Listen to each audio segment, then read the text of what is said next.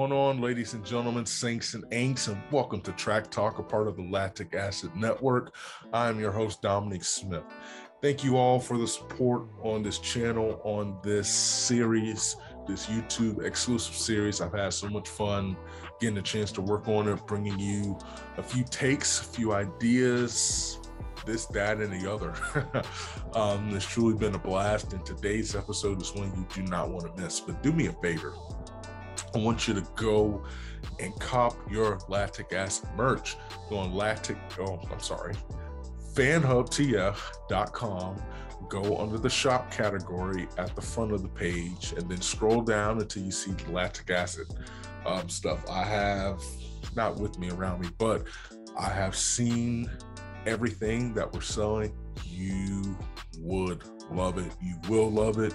And guess what? I'm gonna hook you up. I'm gonna give you a 10% discount. Yes, use the code LACTIC, all caps like you see above, 10, and you will get a 10% discount through July 5th. So definitely go and make sure that happens, and then I'll have the link and everything in the show notes for you to click on, and you can check it out. And do me a favor, you can follow me on Twitter, DomSmith_news and Lactic Acid_pod, and then on Instagram, Lactic Acid Podcast. Today, my friend Colin Waitzman of Track World News comes on the show. We recap USAs. We talk a little bit about the attendance and some ideas of how we can boost the attendance to help the sport. We give some recaps of what we saw. Shericka Jackson tore it up. We talk Sydney McLaughlin. We talk Shelly-Ann Fraser-Price. We talk Lyles versus Knighton. We talk the college kids balling out. Champion Alex and Michael Norman. We give some hot takes and some predictions, and we talk about the Bowerman list. Definitely do not want to miss it. Colin is one of the brightest minds, and he works so hard to make the sport popular and to bring incredible content, and he is somebody that I have enjoyed having on the show.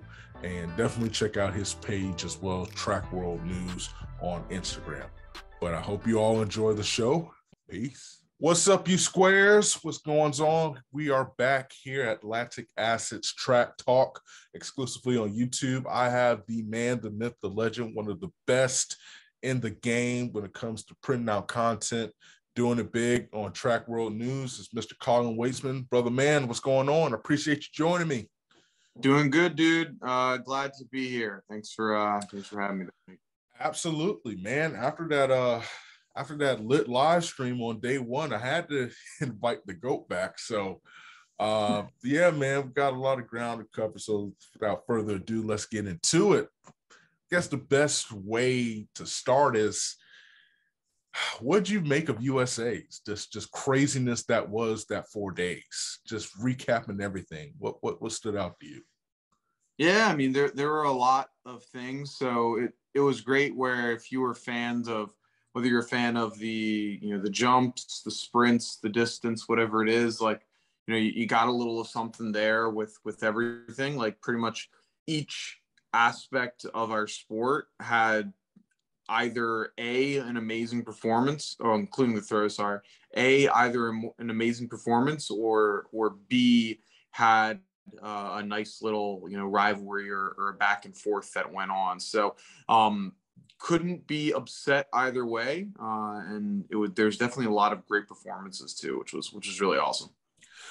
I'm not gonna lie to you, man, and I don't mean to be a Debbie Downer, but as great as that was, those 4 days, and there were some incredible moments. Everything I ever said about college athletes not being ready, just throw that in the trash, because they proved that wrong. But we also saw what's killing our sport as well. From the inconsistency in the throws to just TJ Holmes coming on, saying how he was living in his car and just X, Y, and Z. And so that stood out more to me than anything else, unfortunately. I wouldn't say than anything else, but for whatever reason, to me, it felt like this time around, the issues were more magnified than they ever have been in the public eye. Would you agree with that? Yeah, I mean, and I think a big reason of that is just the great stuff that Citius Mag is doing. I mean, you know, they're a brand. I know, you know, you've definitely been involved a little bit with them as well.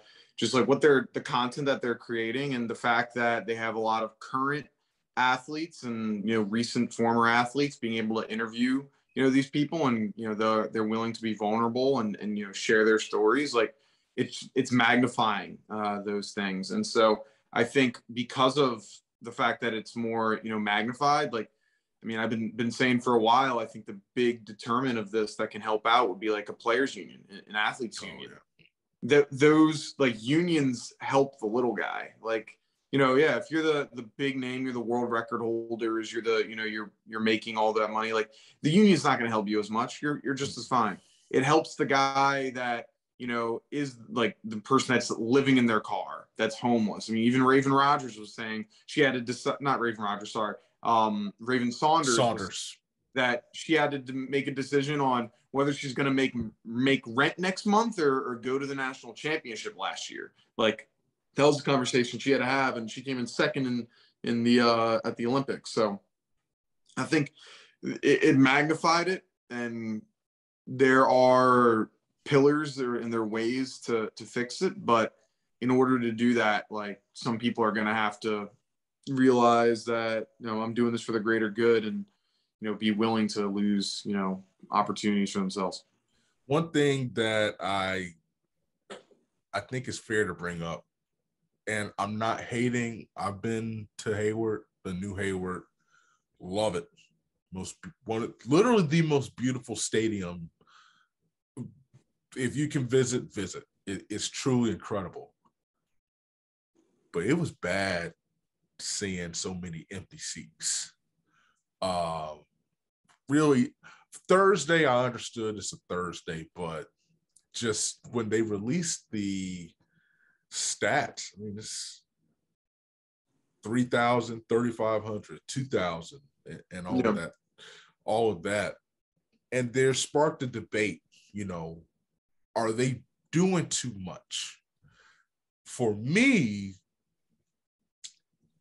I would have loved to have seen this event,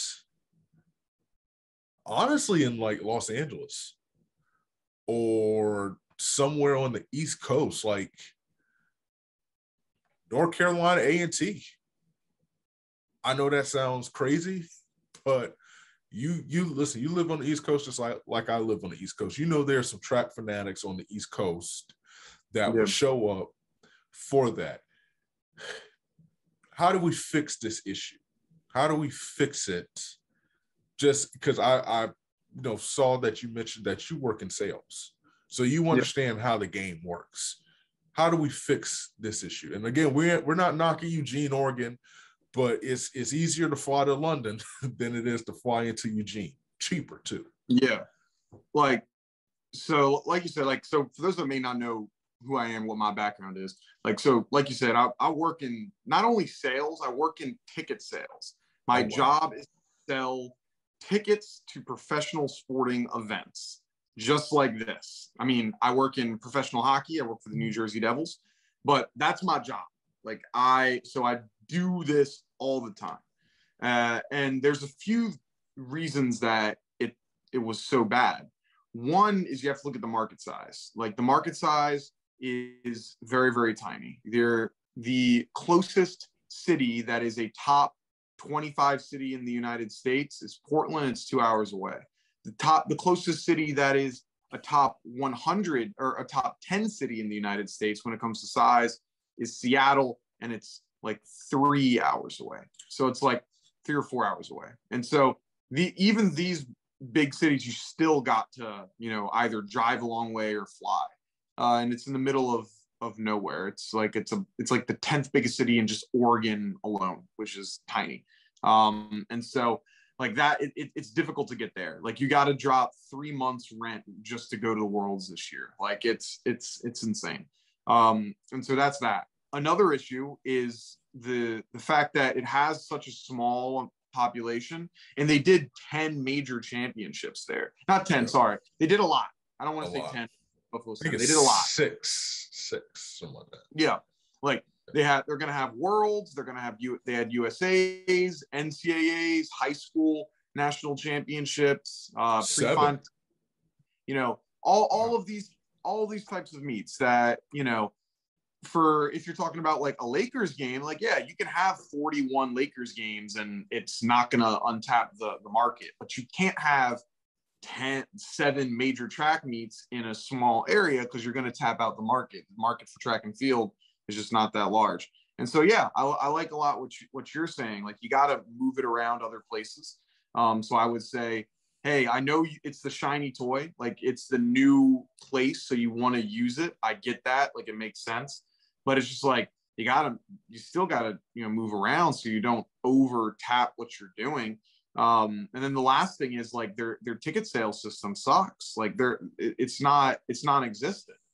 Like I am one of the biggest fans. I'm 0.1% of fans of track and field, and I have never received a call asking me to buy tickets for a sporting event.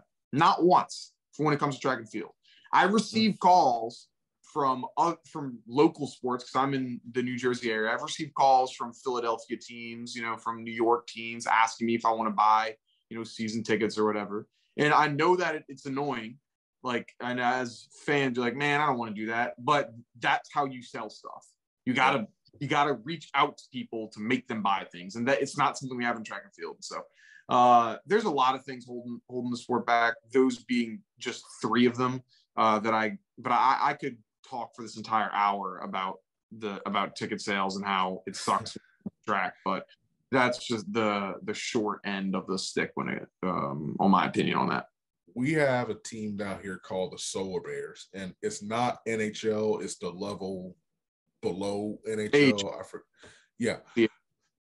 Man, my email is full of buy your season tickets today, commercials on TV, you know, buy it today and stuff. So, like I said, we're not knocking Oregon, but you look at it, you had the Oregon relays, you had that record-breaking attempt with Hawker and all those, you know, runners. Yeah.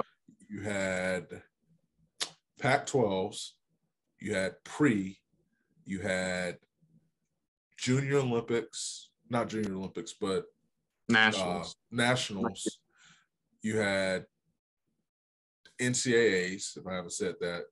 Yeah. USAs and World. So that's 8. Yeah. That's 8 meets. And then in NCAAs, I think the thing that irritated me was the announcer was just like, it's going to be 120 degrees in Austin next year. And I'm like, you don't know that. Like you don't know that. And if it's 120 degrees, then somebody might pop off a world record in the sprints.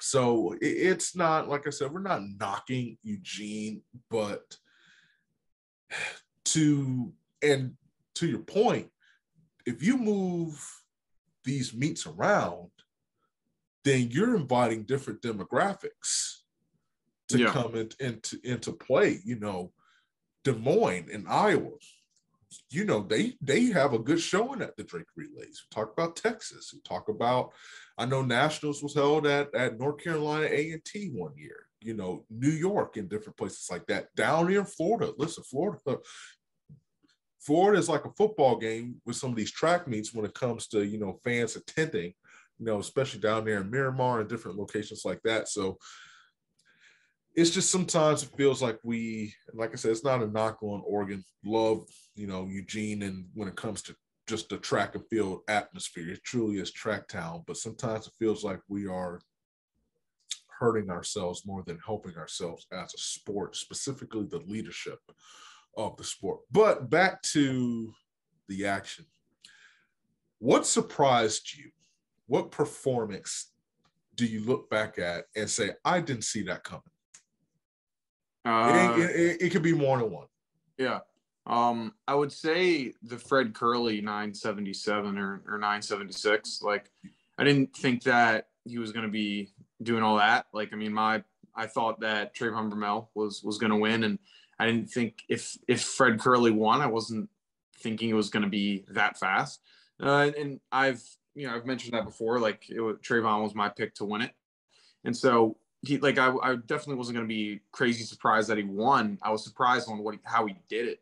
Like the fact that he had 3 races that are 9/8 or below. He's been on this crazy stretch of 13. He has, since the Olympics, he's raced 14 100s.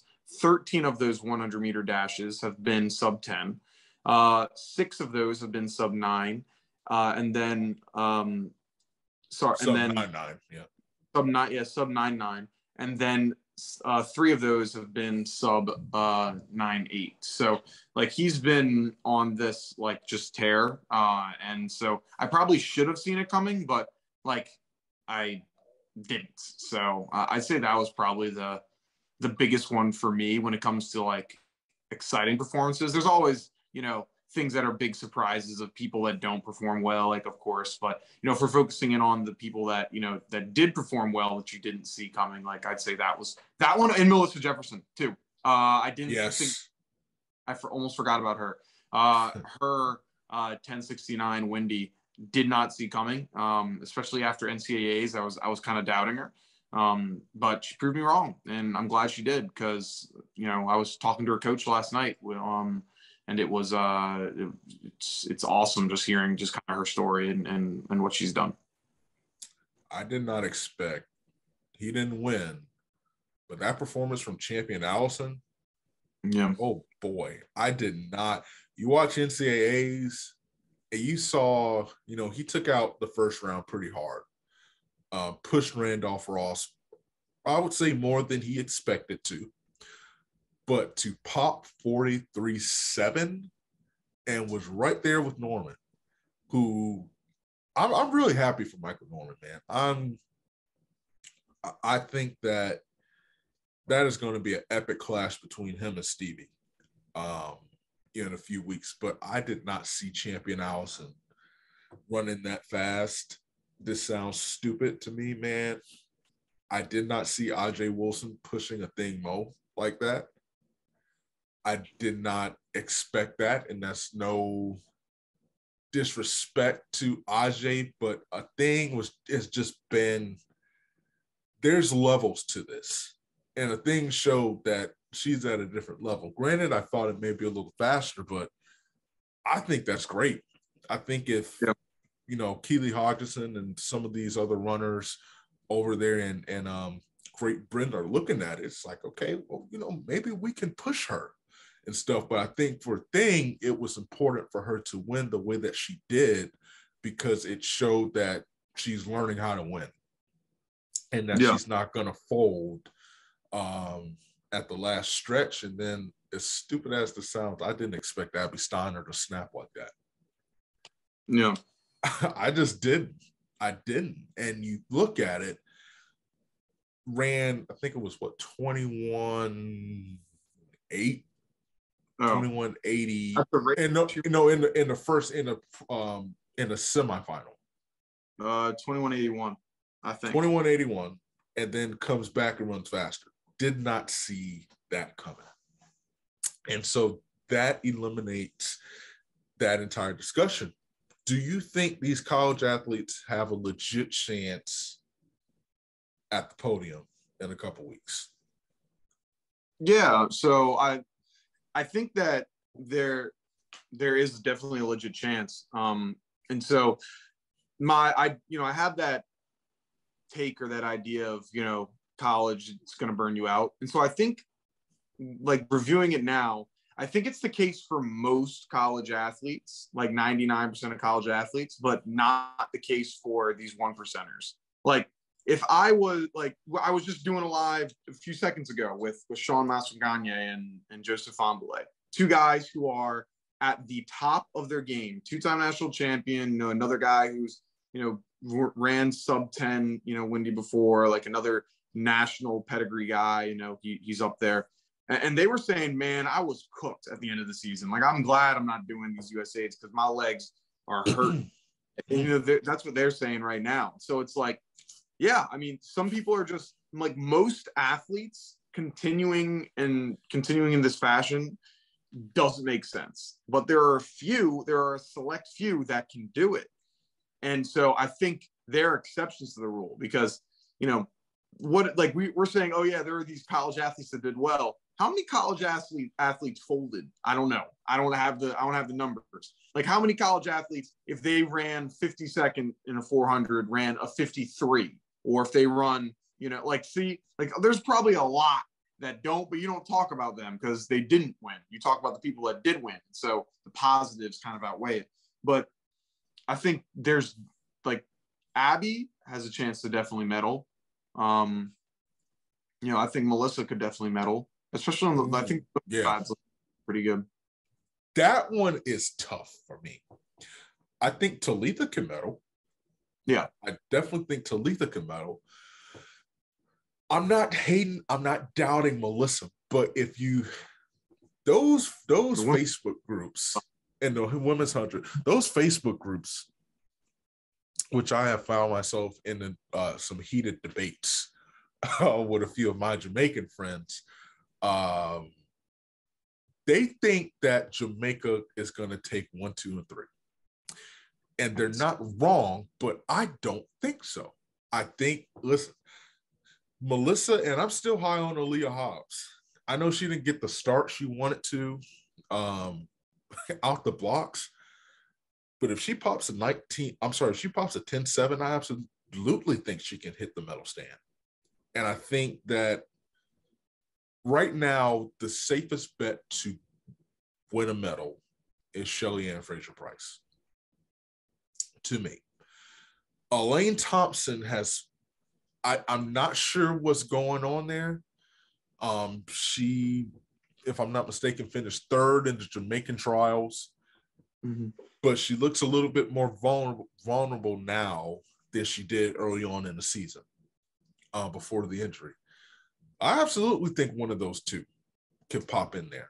I think for the 200, the women's 200, Gabby Thomas unfortunately suffered the grade 2. We learned she suffered a grade 2 hamstring, and she's trying to recover from that. And heart goes out to her, and really happy that, you know, she was able to, you know, get some rounds in, and hopefully she builds into next year. But this is off topic. Did you expect Shericka Jackson to snap the way she did? Yeah, I mean, I didn't expect it. I mean, when it comes to Jamaican sprinting, like I always expect Elaine and Shelly-Ann to be 1-2. And so whenever that doesn't happen, it's like, okay, like this is interesting. Even though obviously she's in that conversation as well. Like she's another one of the sprinters where it's like, no, don't look her out. But it's like, yeah, like you'd be the number 1 sprinter for literally every other country besides Jamaica. like you would be the woman on every single other country, but the fact that you're on Jamaica is the reason that you're playing 3rd fiddle, which is weird. Like it's like when, I don't know, look at the Miami Heat back when they had LeBron. It's like, yeah, Chris Bosh was playing 3rd fiddle on the Miami Heat that year because he's on the Miami Heat and not the Raptors where he was the number 1 option. You see what I mean? So it's like, you're just a product of your environment. And so, yeah, she popped off. Like, I think she's giving reason that she could potentially come out with a gold. I wouldn't say she's the favorite, but I'd say that now I feel a little bit more like, okay, like I can visualize it now, where before it's kind of like I don't even think it's a possibility. I made a video saying don't sleep on Shericka Jackson and Femke Bowl. and you got half of that right. But no, I got it all right because I made it clear that don't sleep on Femke Bowl to get a silver medal. Okay, all right. I'm not stupid. Like, I was going to say something wild if you didn't say that. Win a silver medal. Okay. Yeah, no, you're right. Listen, Sid can trip on 6 hurdles and still win a gold medal. That's just how she's rolling. The announcers thought, though, she's not going to try. She's not trying. And she just casually drops 51.40. And you posted it. That was the time she would have made the finals in the Open 400. Yeah. Which I got to say, I hope to God that a thing Mo and Sid run the open 400. There's another runner who just got hurt. Forgot the young lady's name. I forgot where she's from. But she has some extreme 400 potential too. I think she's run 49 or 48.7. You know what I'm talking about? What event? Christina in the 400. What event does she do normally? The 400. And you're saying she has, so I thought you were talking about there's someone that doesn't do the 400 that has potential. No. But I'm saying there's some good 400-meter runners out there. Got to put Talitha in that conversation, but I'm saying a thing versus Sid, I would. It seems like at least the Sydney one we will be getting. I think her and her coach has mentioned once they put this world record, far out of reach. So in other words, once she goes sub 51, that she's going to then go over to the, to the other thing and do the open 4. That's what it sounds like. Yeah. I thought it was as early as next year. Yeah. She breaks records every single major championship. So if she breaks it again, then it very well could be. Are you talking about Cloud? I think so. Let me check. I just read it and didn't write her name down. Okay. But regardless, that would be a crazy open 400. Because I think Sid's last 400 was like 50 flat or something like that. But she's easily a 48, even sub 48. But I that's an interesting point. That would be funny if somebody like Femke Bowl comes along and gets close to Sid's record, and then Sid hops back into hurdles and then just runs something stupid. That I could definitely see that happening. But Shericka, there was just some about her. I didn't expect 21.5. I was thinking maybe 21.68, something like that. But 21.55, that's big league, man. And here's the thing. I'm not as high. People keep coming at me with the World Athletic rankings, stuff like that. The rankings, the numbers don't lie. Y'all can miss me with that, because if this weekend proved anything, you have to ball out when your number's called on the track. We saw that at USA's, saw that in the Jamaican trials. Who the frick thought that Johan Blake was going to win the men's 100 in the Jamaican trials? Yeah. I certainly didn't. I was picking up Blake Seville, who came in second, 9.88. Hot take, Johan's not touching the podium. Hot take. I think he had one really good race. I mean, Colin, look, I don't think it's a hot take. People want to say it is. No, that's reasonable, because I agree with that. Colin, right. There are people who I've been told today that he's going to win the gold medal. Well, those people are on crack. You can't listen to those people. People that, if they Johan Blake had a very, very, very good race, but he has you have to look at the body of work that you've done recently, and just what, the 985. When was the last time, other than just now, that he went sub 10 legally? Oh boy. Let me look it up. The last time that 2015 maybe? Let me see. He might have gone sub 10 last year, maybe once, maybe he ran a 9 here. Let me pull it up. Okay, so he's 32, which is crazy. It's crazy. Those Jamaican sprinters are showing that you can be in your mid 30s and still be insane at sprinting. It's wild. Shelly-Ann is getting faster, which is still insane to me. So this meet, he ran 993, 998, 985. So he looked really good. Other than that, he has not ran sub 10 this year in 2022. If we go back to 2021, Johan Blake ran sub 10 one time, 2 times, but it was both windy. And then he had two legal sub 10 times. But he has not ran a sub 9.9 since 2017. So, like, he's done, like, it's old, like, it's time, man. It's going to be tough for him to get on that, to be able to put two really good races together, and then three really good races together, and then a pitch perfect championship. So I don't think he's gonna medal, but he'll be in the final, I think. Okay, so let's do some quick previews ahead of Worlds, and we reserve the right to change this. Yeah. Lamont Jacobs, you think he makes the medal stand? No. Me neither. Okay, I'm glad I'm not the only one to think that. And last question, who is the person that could disrupt 1, 2, and 3 for USA? So respectfully, I have to put Andre DeGrasse. I don't think he will, but like I got to, because he finds ways to get on podiums, but he's been running like Lamont Jacobs is, and I don't have Lamont Jacobs making it, so I can't say him. If I'm gonna say someone else that could potentially disrupt USA, Omanyala, he has potential too. We've seen that he showed up big time here.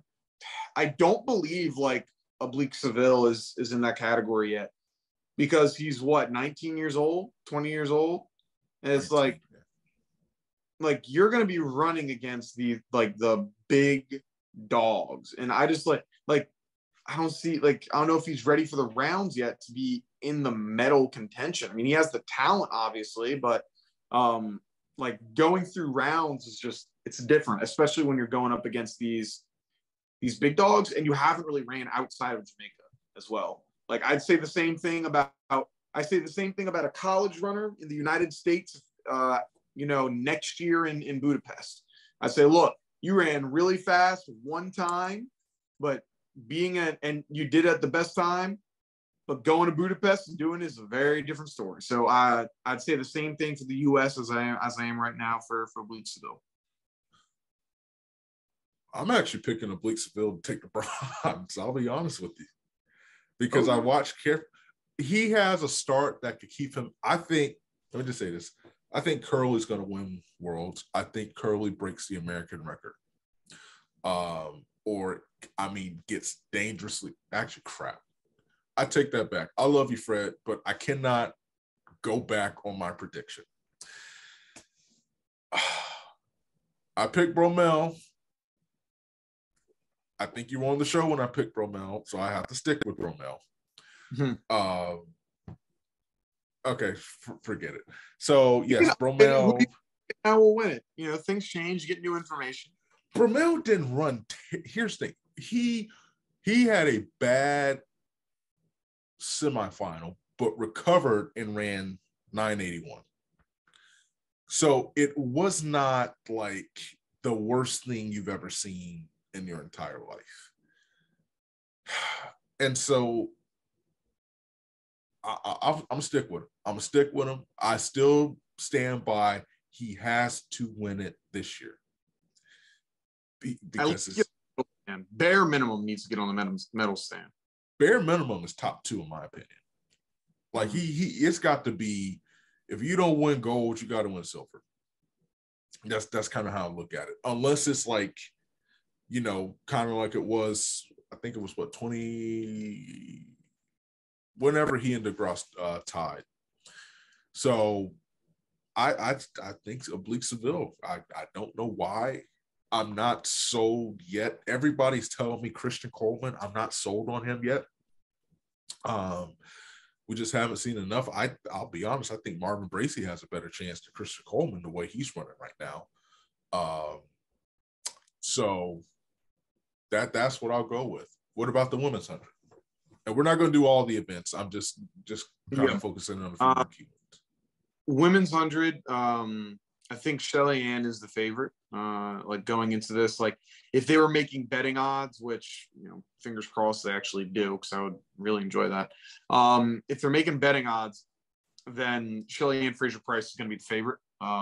She's coming Like she definitely should win on paper. But I think there are a few people that have the opportunity to. Like, I would say she has a good opportunity to win. Elaine Thompson-Araj, Shericka Jackson has a good opportunity to win.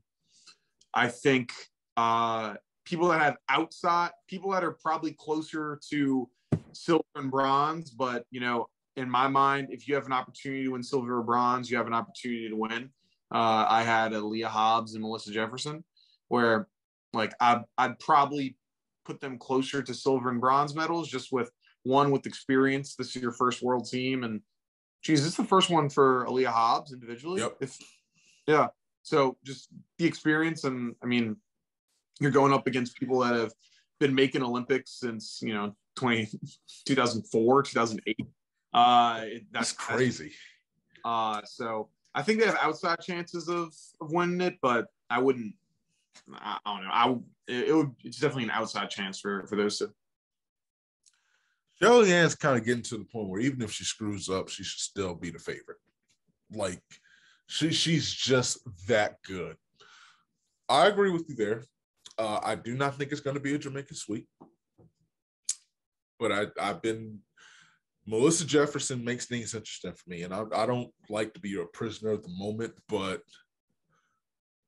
the one thing I appreciate about Melissa Jefferson is forget NCAAs, she shows up. She shows up and she's a fighter. I think Aaliyah Hobbs, I can't even really count out TT Terry. Can't. I mean, really can't. And again, this is the really silver and bronze, but I'm going to stick with Aaliyah Hobbs. Winning? And, no. Oh, silver or bronze. Okay. Yeah. Okay, yeah. No, I'm good with that. Shelly-Ann will have to pull a Usain Bolt in 2011 I'll just be honest, for anyone else to win. I'm going to give you a hot take. I want to see what you think about this one. I think Stevie Gardner's undefeated streak for the past couple of years, I forgot how many races he hasn't lost, but I think that goes down. 22?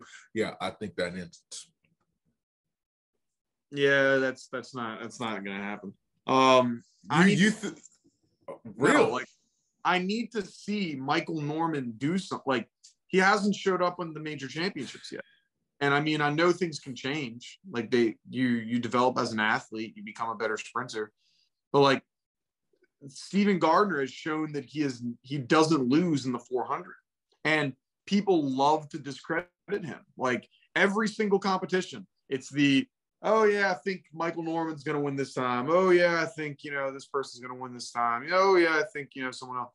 And then it's always Stephen Gardner. And so it's like, I can't, like, he's shown that he's one of those people that can be in the nearly untouchable range. I mean, it's a very short list of athletes that are, on that level. And I don't think he's, quite an untouchable range, but I'd say he's close.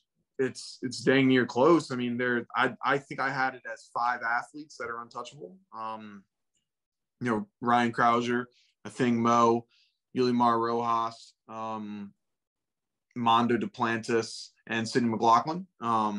But he's right near there. Like, he's possible. The only reason I have Norman winning is because it's in Eugene. And because, first of all, that is the weirdest schedule. I don't know if you've taken a look at the schedule for Eugene. I looked at it, but I forget. I can't remember. It is stupid. I'm sorry. And I hope this don't get me in trouble with nobody. You're telling me, listen, somebody better run 43.3, because you have the first and second round, you got the first round, you got the semifinals, then you have 2 days off, and then the final. I ain't kidding. Somebody better run 43 something, like 43 fast. What makes me angry with those things? Why in the world don't we just have a universal schedule? Like, I have never in my entire life understood why track and field doesn't have a universal schedule. There should be a universal schedule. Like, look, if you have a 1-day track meet, this is what the meets look. This is your run of events. If you have a 2-day track meet, these are your events. If you have a national championship, these are your events. If you have a world championship, these are what goes. So then everyone knows exactly what they have to do, and athletes can train accordingly. Because it's like, look, the 400 and the 4x4 are it's always right next to each other. You can never, it's like, this is just how it works. You got to pick one or the other. It's not like, okay, this year I can do it, this year I can't. Or like, hey, I don't know if I should train for the 200 because I'm not sure if the 200 and the 400 are going to be close to each other. It's like, no, just make it consistent. So every year you know exactly what you can do and exactly what you can't do. Like, consistency is key.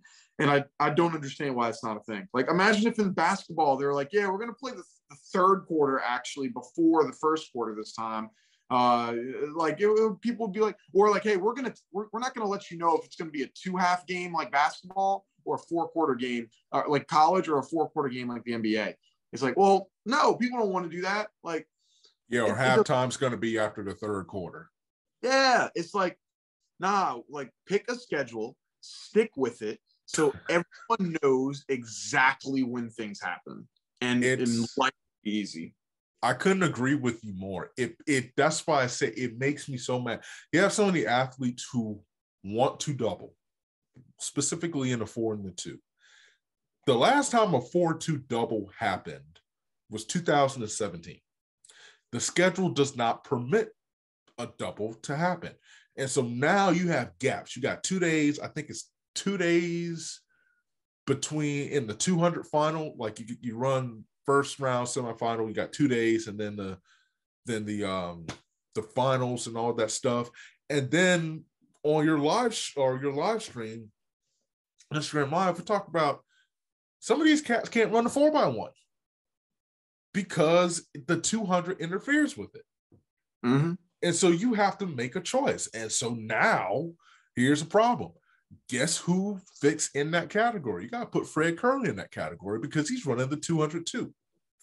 Mm-hmm. So, like, what are we doing?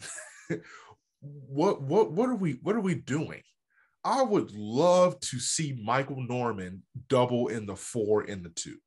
I would love, like you said, a schedule that is not confusing, because you mess up the flow of everything. That's neither here. Well, it makes me mad. I'm glad I'm not the only one that feels that way. But I looked at that schedule and I was like, this is ridiculous. Mm-hmm. This is insane. So we talked about the 400. The only reason, like I said, I have mad respect for Stephen Gardner. He trains here in Orlando. I've actually gotten a chance to go because he used to train at the school I used to go to. I don't know if he trains there anymore. Actually, I think he's in Claremont now. But I've got a chance to go watch him run. That dude is a hard worker. He's relentless. And the only reason, like I said, the only reason I'm picking Norman is because, to me, for 2 reasons. Well, I just said the only reason I'm picking him is because it's in Eugene, but I feel like we talked about it a few weeks back. I still stand by this. Rob Benjamin has to win this year. You said that. He has to win this year. I think what he ran in Eugene was very encouraging, especially with the competition closing in on him. And that's going to be a fun race. And he could have gone sub 47 if he didn't stutter over like the second or third hurdle. But I think Norman has to win this year, because Stevie is the one that I think I love. Wade Van Niekerk. I don't know if we will ever see that version of Wade Van Niekerk. I would love to see that because it just makes the competition better. But I don't know if we're going to see 43.04. But I think Stevie can go sub 43. I really do. And I think if there's a year to beat him, it's going to be at home on your home turf. That's just, I feel like he has to do it. Stevie can go sub 43, but you also don't think he can win Worlds, or he's going to win Worlds? Because I just think Michael Norman's going to pull off the upset. I think Michael Norman's going to run something crazy. Okay. I think that he has the ability to win. Like, I think he has the ability to win. Steve Gardner has the ability to win. I'm trying to think of like other people I think have the ability to win. So it's a short list in that 400. Like I think it's just those two. Yeah, those are I think main guys. I mean, by virtue of performance, would you put champion in that? No. Like I think like how I said the college athletes, the thing gets to you. Bro, Worlds is another like that's another 4 rounds of the 400. And so until a college kid does that, I'm sticking with the World Championship being like that's the peak. Because we had a Thing Mo who won, in college. Grant Holloway who won in college, but not meant like it's a. There's definitely a list like you can find athletes that have won a national a World Championship in college, but it's very sparse. Like it's sparse for the ones that do well at USA's. It's even sparser for the ones that do well at the at major championship. So I'm not going to put him in there yet. But I mean, he has talent. It's just a long season. I want to do a couple more events, then we'll get to our last topic. But before I say that, I want to extend prayers and condolences to Devin Allen and his family. Lost his father not too long. Well, I think it was going into USA's. It was right before the final. Like it was right in between. He found out right before he lined up in the final, apparently. Yeah. And somehow was able to make the team carrying that. So honestly, condolences and prayers from both of our networks and both of us to Devin Allen and his family. Women's 800. I think Thing Mo, I think Keely. Do you think that Keely she can beat a Thing? She can, but she won't. Okay. Like, sure. Like, anybody can be beaten, but yeah, we get that. Can beat Mondo Duplantis, but he won't. No. But there's things that it can be done. No one can beat Sydney. That's not going to happen. No one can beat her. But everyone else can be beat, and I don't see that. I don't think she will, but it's possible, I guess. Here's what's going to be interesting. I think a Thing will win, but silver and bronze are tough because Great Britain has some elite runners with Laura and Keely, and I can easily see them getting silver and bronze. I actually think Ajay can get the silver, if I'm being honest with you. I had Keely second and Ajay bronze, but based off of how that USA's went, like Ajay has the ability to press a Thing Mo. Like I think that race was really valuable for a Thing Mo, like because she's normally the front runner. No one's in her wheelhouse. No one's in her sight. To be able to have someone push you to make sure you get a win, like that was major, I think, for her. So she could get second, but I think she's probably in a better position than Raven Rogers is, personally, to medal in the 800. But I think she has a good shot.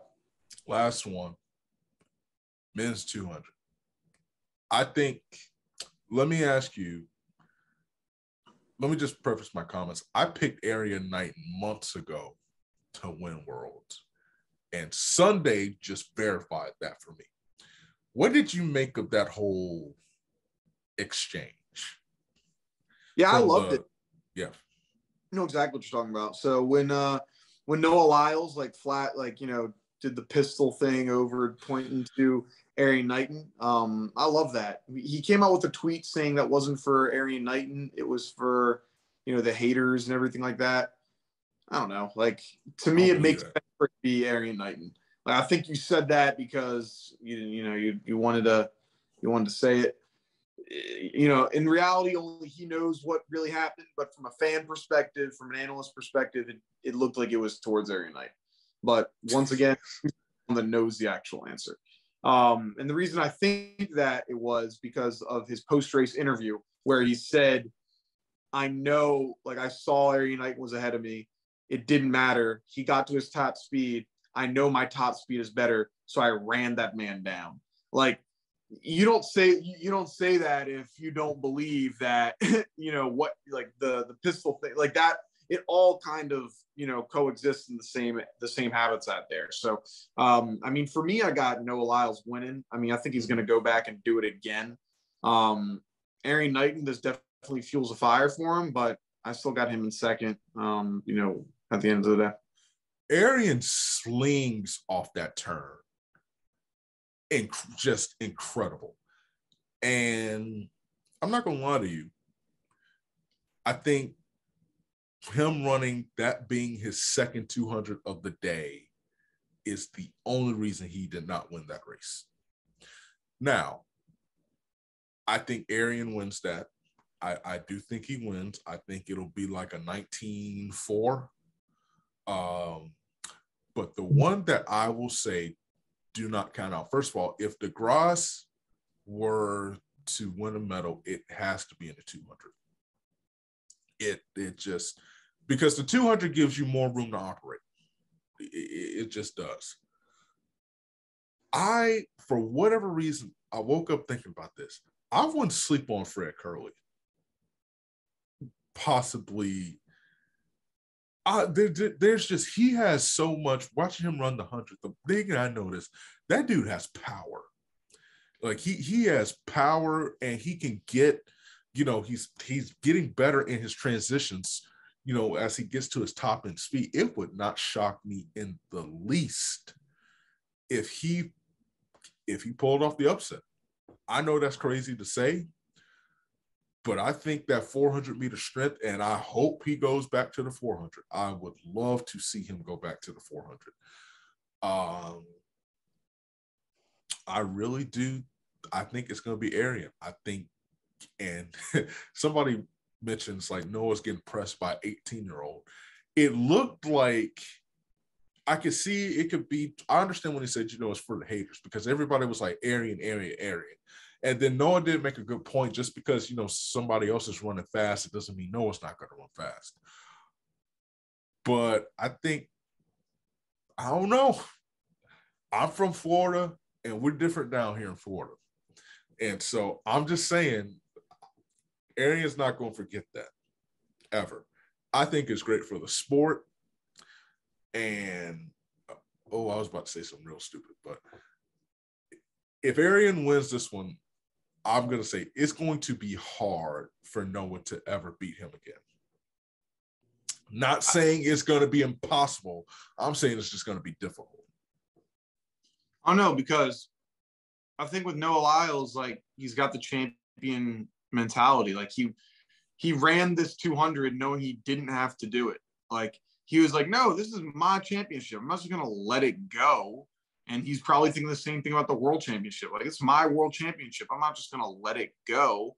And so I think that, he's a competitor. He's a dog. Like, I got him, winning it. Like, I think Arian has tremendous talent and has the ability to, to drop something crazy, and has the ability to win.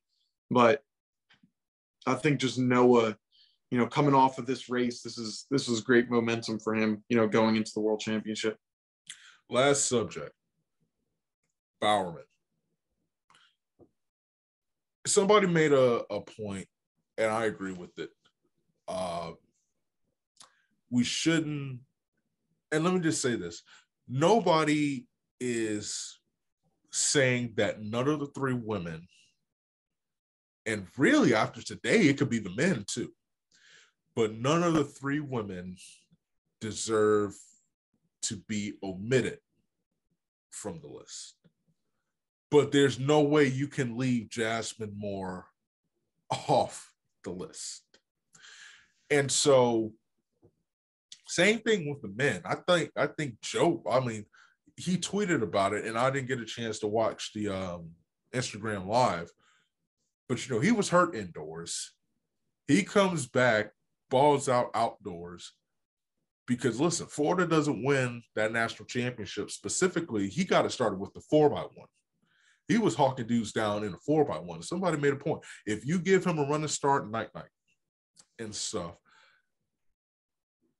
in a situation like this, people are saying that the controversy that we have is good for the sport. Do you agree with that? Because it brings attention to the award and it gets people talking. To me, if you turn off your replies, then you messed up. You can't tell me this is good for the sport. When one of the best, who is on Team USA, going to be competing in a couple weeks, is left off, completed a historic season, and she's off the list. Yeah. Well, here, my first question, I'll answer yours in a quick sec. So who do you take off then on the men's side and the women's side? Because they're not going to do 4. They won't do it because that opens up Pandora's box to now they got to do 4 every time. So they're going to only do 3. You're saying none of them deserve, like, yeah, you got to take someone off then. Because I know who I'm taking off if I'm putting them on. So who would you take off if you're putting on Jasmine? Who has to leave? You have to make that pick. Do you know this sucks because I'm all for the field events, and I personally think Adelaide Akula should have got more recognition. Indoors, that's why I didn't have her so high. That's fair, but she still balled out for the Ohio State University. And you gotta take Cameron off. If we're gonna go, so you got Hall, heptathlete, you got a sprinter in Steiner, and then if we're just gonna say, okay, we need a representation of a field athlete. I love the throws, and it pains me to say you gotta take Rogers out, but if it's just for diversity to say that we're both track and field, you got to put Jasmine Moore in there. Yeah, I'd say the locks in my mind were Abby and Jasmine. Like in my mind, those are the 2 Whoa, for the lock. You take Anna off? Let me. I said the locks. Like, oh, my bad. I jumped ahead. That's my bad. Like guarantee for me were Abby and Jasmine. Like those are ones that there were no question in my mind. They were the top 2 people going into this. So the debate was between Anna Hall and Cameron Rogers in my mind of who you would take off. And I can see both why you would say both. Like I could see why you would say you take Anna off because look, she didn't have any national records. She had the opportunity to get a national record, but decided to do the team thing, which I thought was the better move. She decided not to do the 400-meter hurdles, which guaranteed the fact she wasn't going to break the national record at nationals in order for her to get 18 points instead of do the selfish thing and just get the national record. So she didn't have it, but so I can see why you would do something like that. Could also see why you would say Cameron Rogers because she only did one event, and it was only one event outdoors. Really, she did a weight throw, but it was outdoor hammer, and she now has all the top 10 throws, and she did 4 of those this year, including a national record. So I see why you have that.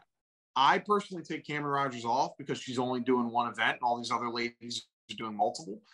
But I could see why someone would pick Anna Hall, but I would take Cameron Rogers off, and so I would have Anna Hall, Jasmine Moore, and Abby Steiner. And now I think Abby Steiner is a lock. If I could put money down for who wins the Bowerman now, I would put $1 million bajillion that Abby Steiner wins this. I think it's not even close. The fact that Jasmine Moore is here, unfortunately.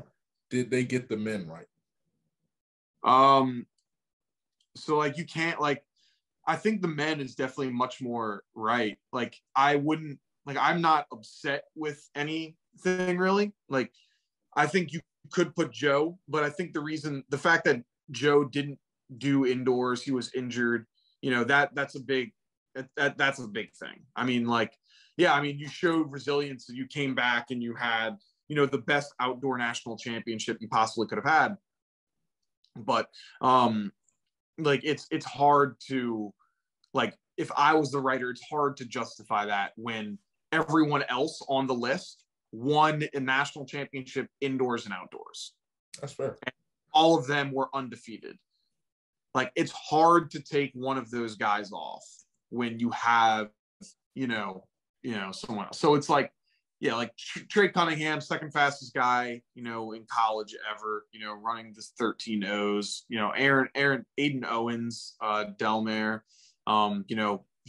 he's in a generation where it's the two of the best college decathletes we've ever seen are competing against each other, and he won both times. And then Randolph Ross, nearly breaking the national record indoors, winning both the 400 indoors, outdoors, being a part of the 4x4 and 4x1 there. So like, it's hard to take one of those guys off. When you have, like, if he did indoors and he medaled, in the indoor 200, then I think he would have been a lock here. But the fact that he didn't because of an injury, unfortunately, I understand why you're not on it. I had him third, but I understand it a little bit more. Who wins? I have to say Randolph Ross has to win. Yeah, I picked Aiden Owens to win. I think that because no one else I'm looking at the matchup, and no one else in this men's side of the Bowerman had to go up against someone like Aiden Owens had to go up against. He went up against the college national record holder, and he beat him. He also then did the same thing indoors in an event that is 10 events long and 7 events long? Like, he beat the best person to ever exist in college decathlete history and beat him at the meet that it means the most. If that's not competition, if that's not who the best athlete is, then I don't know what is. This dude went up against the Warriors as the Cavaliers twice and beat them twice. And so it's like, I can't say you're not the best. Like, how can I say you're not the best after that? That's an interesting comparison. So pretty much, I would say this. That performance was game. I forgot what game it was. It's when LeBron and Kyrie scored 40 plus points. Yeah. To beat the Warriors. I think it was game 5 in the finals. All right. Okay. I can't deny it. I can't deny any of that. Colin, where can the people find you? What you got going over at Track World News? Yeah, you can find me on Instagram as well as YouTube, Track World News. It's the red, white, and blue logo. We post almost daily on Instagram. We post a bunch of highlight clips and everything like that on YouTube. And we're trying to get into some new content, non-podcast related content, but just more, other type of stuff. So go follow us over there. We do a whole bunch of different things, and hopefully you'll enjoy it and be a part of the community. Absolutely, man. I appreciate you taking time out of your busy life. It's like 10:11 here, and we're both yawning through this. So it's time for a nap. This is Dominique Smith. This is Track Talk. Be sure to pick up your merch, your Lactic Acid merch. Go on fanhubtf.com and go under shop. You will find the merchandise for myself, other content creators like T, who did a great job. We talked about those out covering the USA. She was one of those. You could pick up merch from her, Real Talk. And like I said, you get a 10% discount if you use the code LACTIC10, all caps, the number 10. Until next time, we'll catch you later.